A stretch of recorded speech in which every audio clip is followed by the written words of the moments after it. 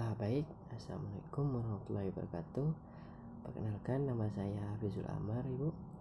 Nah, di sini saya akan menjelaskan tentang peranan distribusi. Yang pertama-tama kita harus mengetahui pengertian distribusi.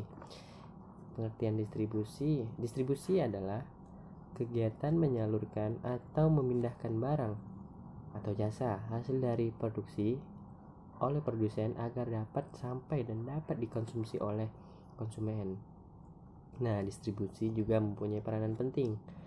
Nah, di sini tanpa kegiatan ini, barang atau jasa yang diproduksi tidak akan bisa dikonsumsi juga oleh konsumen. Gitu. Selanjutnya, fungsi distribusi dibagi menjadi dua.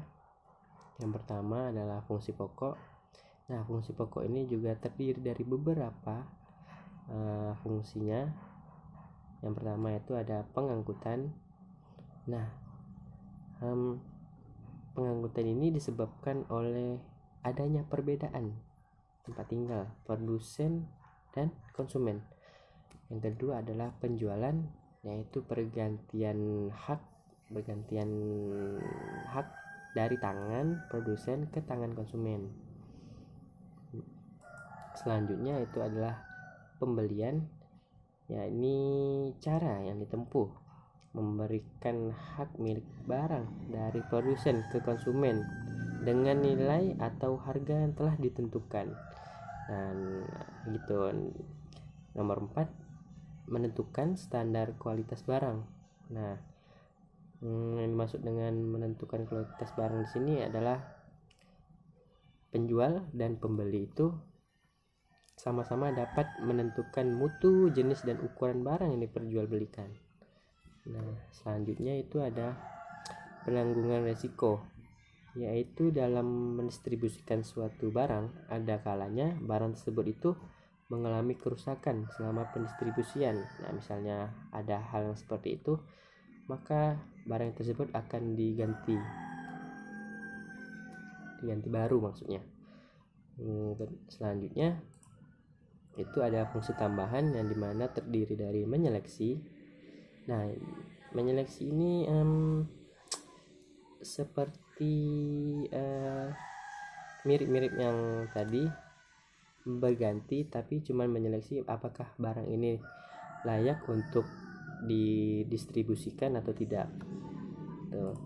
Yang kedua itu adalah memberikan informasi. Nah, di sini untuk memberikan kepuasan yang maksimal kepada konsumen, produsen harus melakukan atau memberikan informasi yang secukupnya agar konsumen itu merasakan kepuasan.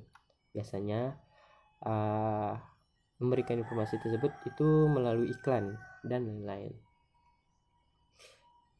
Selanjutnya itu sistem distribusi, yang dimana pengaturan penyaluran barang dan jasa itu dari produsen konsumen itu dibagi menjadi 3. Yang pertama itu ada sistem distribusi langsung. Yang dimaksud dengan sistem distribusi langsung itu adalah sistem yang tidak menggunakan saluran distribusi. Nah, contohnya kayak hasil pertanian yang sudah dipanen terus langsung jual ke pasar. Nah, itu yang dimaksud dengan saluran distribusi di sini adalah perantara atau orang atau lembaga yang kegiatannya menyalurkan barang dari produsen sampai ke tangan konsumen dengan tujuan memperoleh keuntungan. Begitu. Selanjutnya itu ada yang kedua, distribusi semi langsung. Yang maksud dengan semi langsung di sini adalah merupakan kegiatan menyalurkan barang dan jasa melalui pihak atau toko yang dimiliki produsen itu sendiri. Contohnya kayak perusahaan atau perusahaan baju yang dimana hasil produksinya itu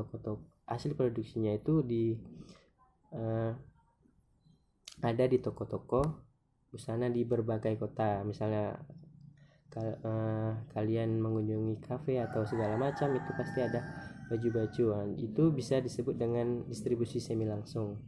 Juga toko elektronik contohnya, misalnya merek Samsung atau yang lain lah yang sudah tersebar di berbagai kota gitu. Yang ketiga ini adalah sistem distribusi tidak langsung. Nah, dimaksud dengan sistem distribusi tidak langsung ini yaitu sistem yang menggunakan saluran distribusi dalam kegiatan distribusinya melalui agen atau perantara khusus. Yang biasa kita sebut agen juga bisa juga. Terakhir ini adalah faktor-faktor yang mempengaruhi kegiatan distribusi.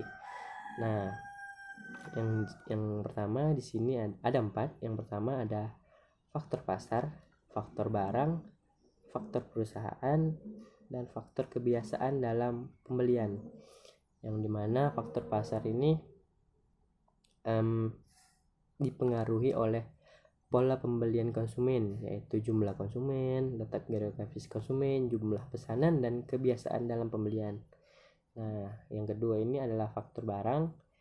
Faktor barang, yang dimaksud dengan faktor barang ini dari segi barang bersangkut paut dengan nilai atau unit, besar dan berat barang, dan rusaknya barang, standar barang, dan pengemasan.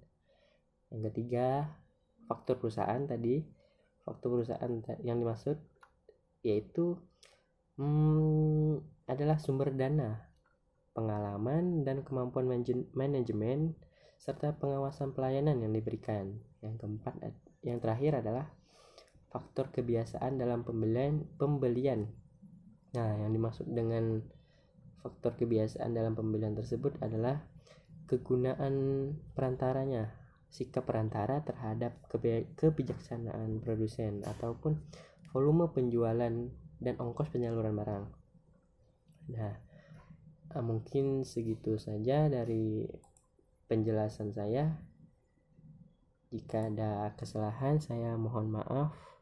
Wassalamualaikum warahmatullahi wabarakatuh.